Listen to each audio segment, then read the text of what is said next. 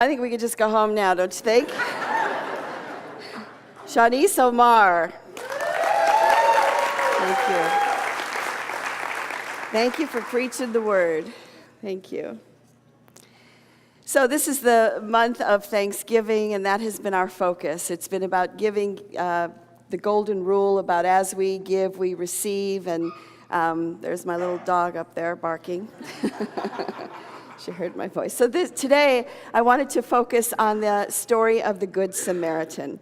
And the term Good Samaritan has become synonymous with doing good deeds in the world, has it not? And perhaps you have been touched by a Good Samaritan in your life, where someone has just showed up and done a good deed for you. Or perhaps you have been a Good Samaritan to someone else. Being a Good Samaritan means that you're willing to help and that you're willing to ease suffering in the world.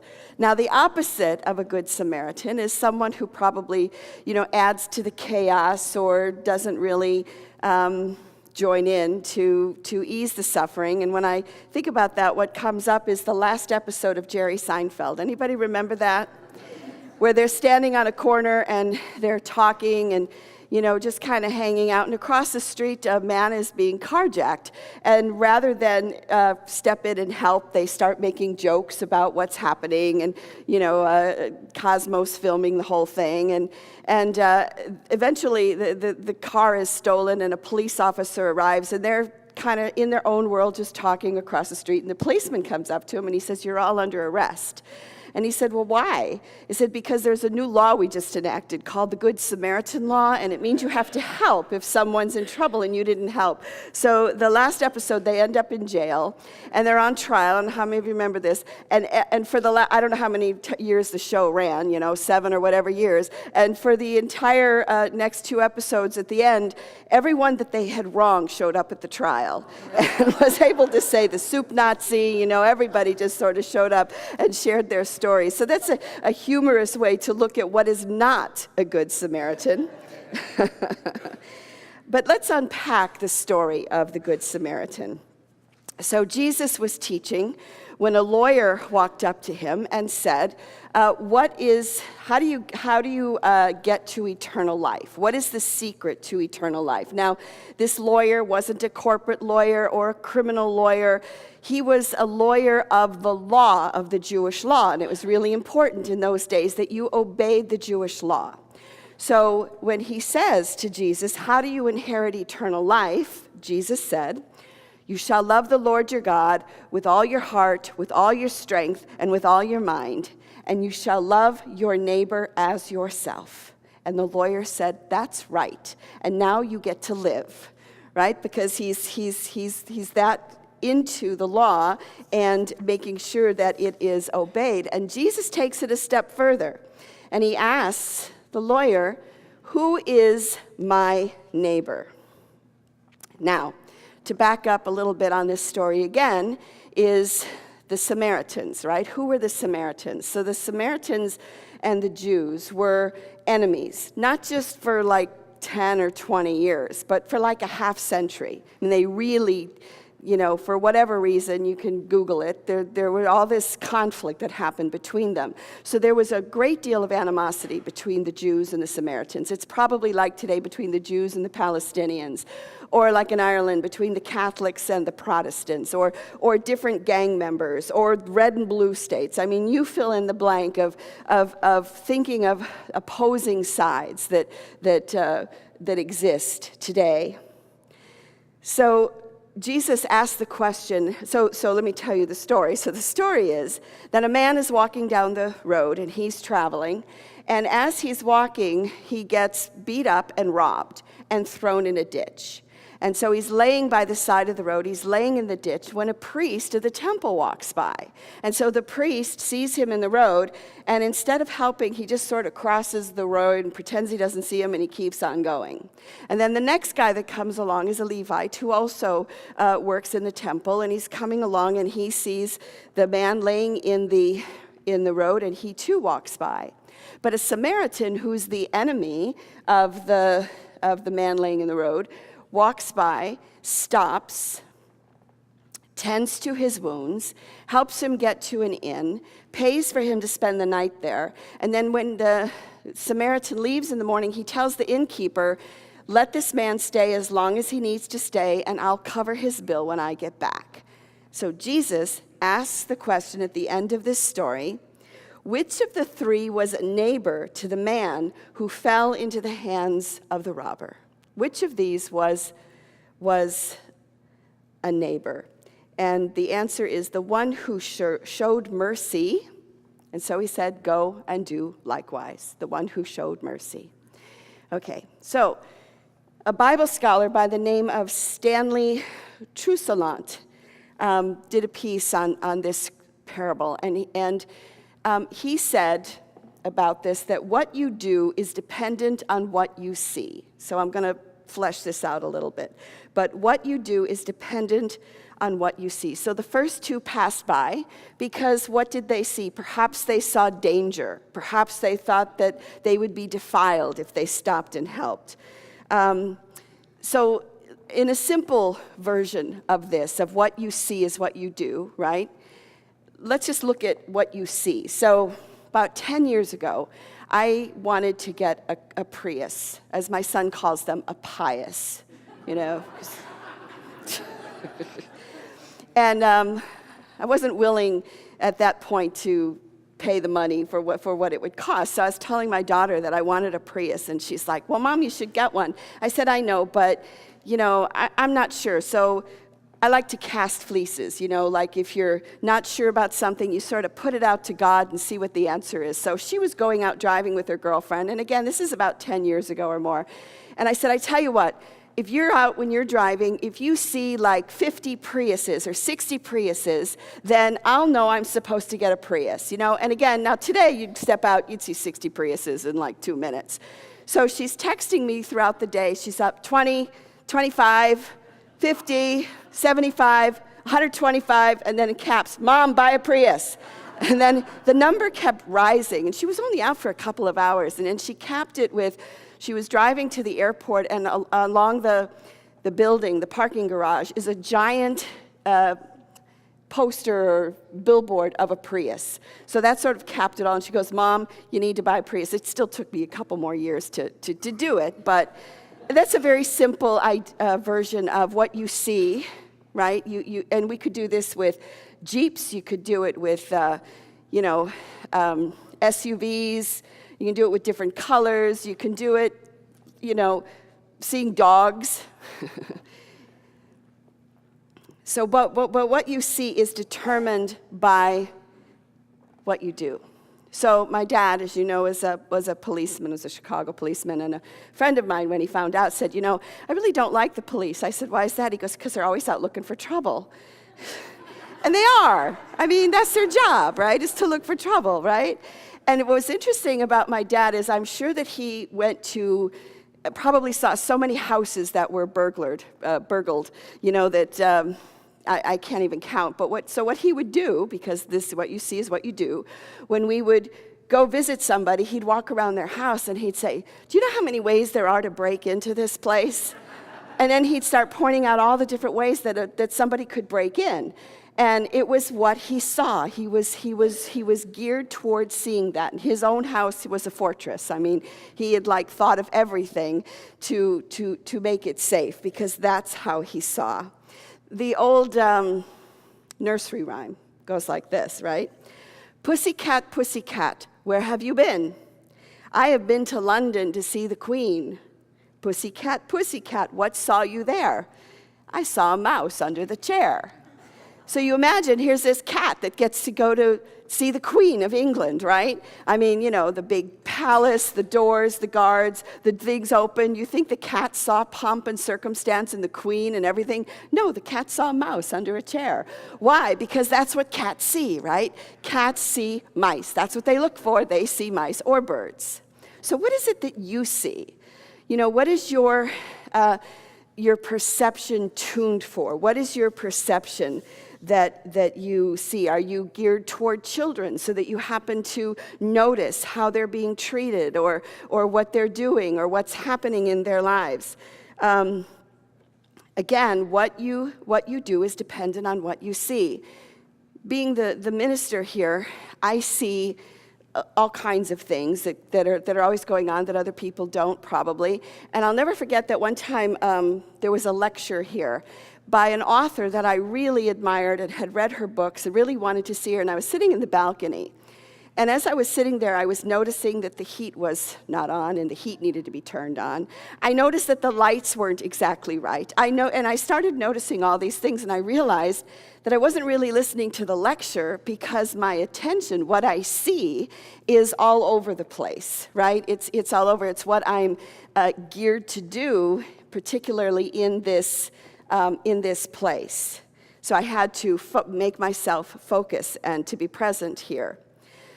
So when we go back to the story of the Samaritan saw with his heart. He saw suffering, and he did something about it. Now, as following in the footsteps of the Samaritan, we can do really big things like save a life, or we also can do small things, right, to ease suffering. An example, a true story, is that of a biological dad and a stepdad. And it was the daughter's wedding. And it was understood that the biological dad was going to walk his daughter down the aisle, even though the stepdad helped raise this girl, this young woman. And so the stepdad was a great sport about it. He was being fine. And just before the ceremony began, I'll read it to you. But when the music queued up on the big day, there was a tug on his jacket by the biological dad that indicated that the plan was about to change. And the dad said, you worked as hard as I have. You'll help us walk our daughter down the aisle.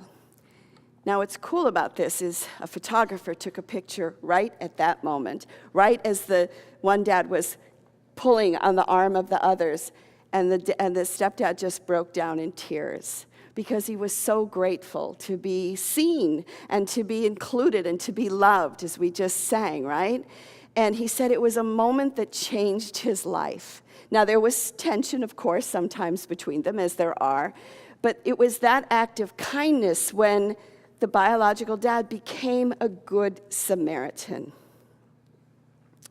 So the parable certainly brings up issues around the homeless situation in Seattle. It's a big situation, is it not? And it is horrible that in a city as prosperous as Seattle, in a country as prosperous as the United States, that we have people living under bridges. And yet, what you do is determined by what you see.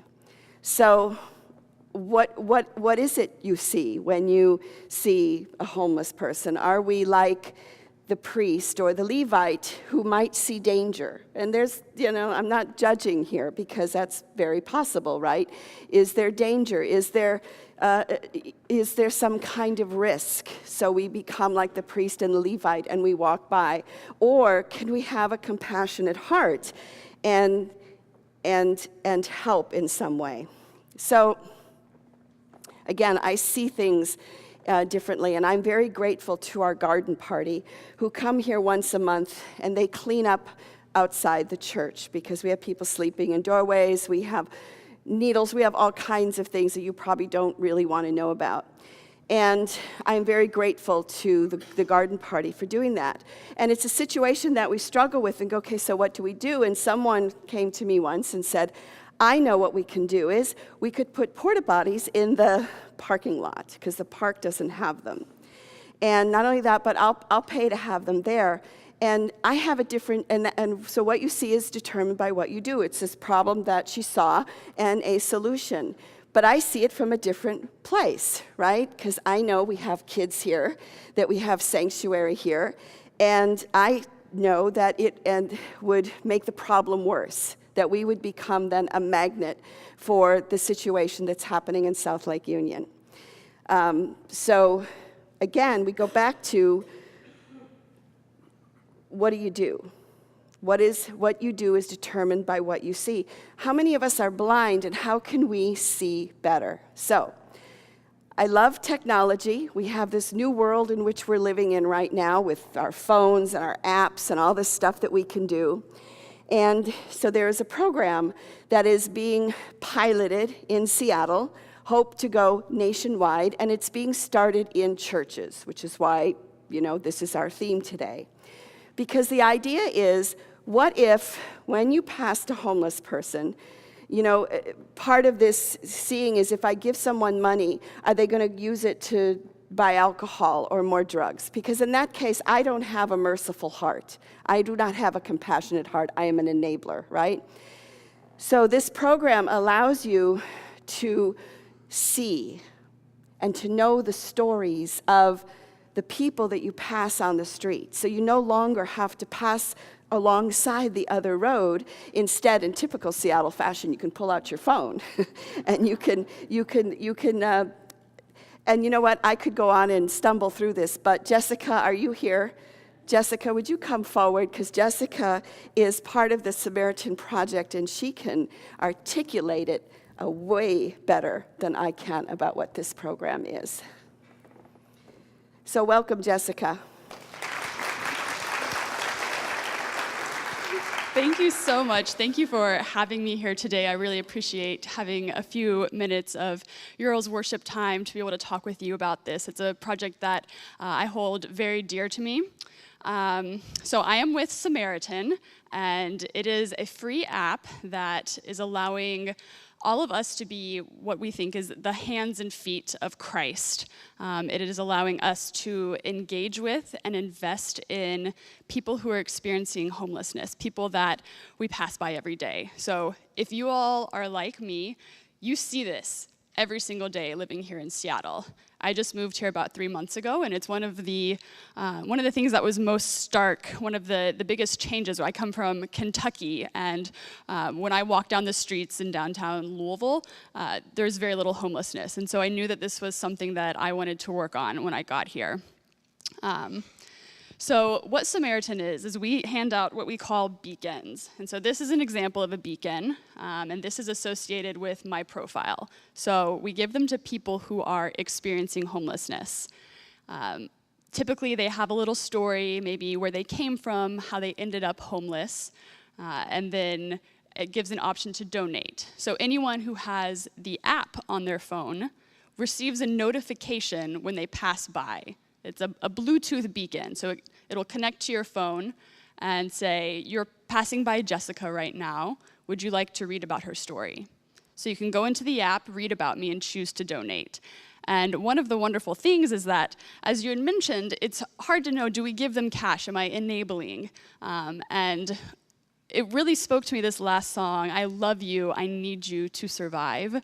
The number of times I've walked past someone and wondered, did I pass them and not give them cash, and that really was what they needed. They needed that one hot cup of coffee to get them through the night.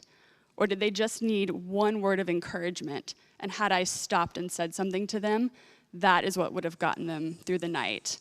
They needed that to survive. So this is a way for us to actually give electronically. The funds that you donate are associated with their Beacon account, and we have partnered retailers throughout the city that are, for example, Goodwill, Army Navy surplus, so they can go buy clothes, some grocery stores, some coffee shops, so they can go inside and get out of the rain for a little while and be paying patrons. And those associated partners then charge their Beacon account. So they don't have to have a phone to use this. They don't have to have the cash or a credit card. It's all done through their Beacon. And so we are working on, as she said, this pilot project here in Seattle and hoping to get more and more of people experiencing homelessness signed up on it and get more people like you all who have the means and the resources to really make a difference in someone's life. And as we pilot this out, we require the people experiencing homelessness to check in once a month with a counselor or a case manager at a few of our nonprofits to really get them connected, because we want to make sure their immediate needs are met. but we also want to make sure that their long-term goals are defined and met as well. So I will be at a table in the back after the service, and I would love to speak with any of you, help you walk through setting up the app on your phone and answer any questions you might have. How many people are now engaged in this? Currently, we have 400 beacons distributed. Wow. But there is room to grow here in Seattle. And so we are working on really expanding that. And those that have the beacon, then you said check in once a month with someone. So yes, so they it's all check in current. at Mary's Place or Union Gospel Mission, the Millionaire Charity Club. So we have a few partners that we want to make sure that they're actually figuring out what they can do in order to get themselves out of their homeless situation. So thank you so much. Thank you.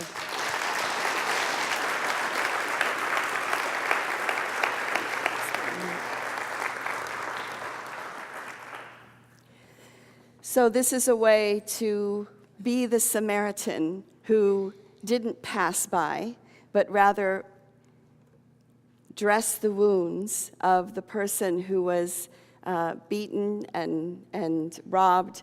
It is a way to provide respite, to provide food, to know the story, right? Because again, it's like what we see is determined by what we do. And when we can see one another, when we can see people who are suffering and know how to help, right? I mean, that's like 90% of it is how do you help? And this gives us an opportunity to do that. So we're grateful for this program, and I invite you to sign up for it. So again, this month we're celebrating generosity, we're celebrating Thanksgiving, and spiritual law states that as we give, we receive. Whatever it is you need more of in your life, that is what you need to give, because the measure that we give is the measure we receive, heaped down, pressed down, shaken together, and running over. I wanted to share, in closing, I was talking a little bit about tithing last week, that is one of the ways that we give, that when you tithe to this community, it doesn't just support our programs, although, well, primarily it does, but we also tithe as a community. And normally, we regularly tithe to Unity Worldwide Ministries to keep this message going. We tithe to the Northwest region. We tithe to Silent Unity, which is a prayer ministry. And in the last month, we have also tithed to the 2 Unity churches that are in Puerto Rico. We have also tithed to the Unity Church that is in Santa Rosa because of the fires. And then this last week, we also tithed to the First Baptist Church in Texas to help them to begin to rebuild their community. And we know that money isn't everything, but it's energy, right? And so it's that it's all sent with a prayer letter. It's all sent with love. It's all sent with our best wishes and our prayers for healing. That is where we are sending our energies.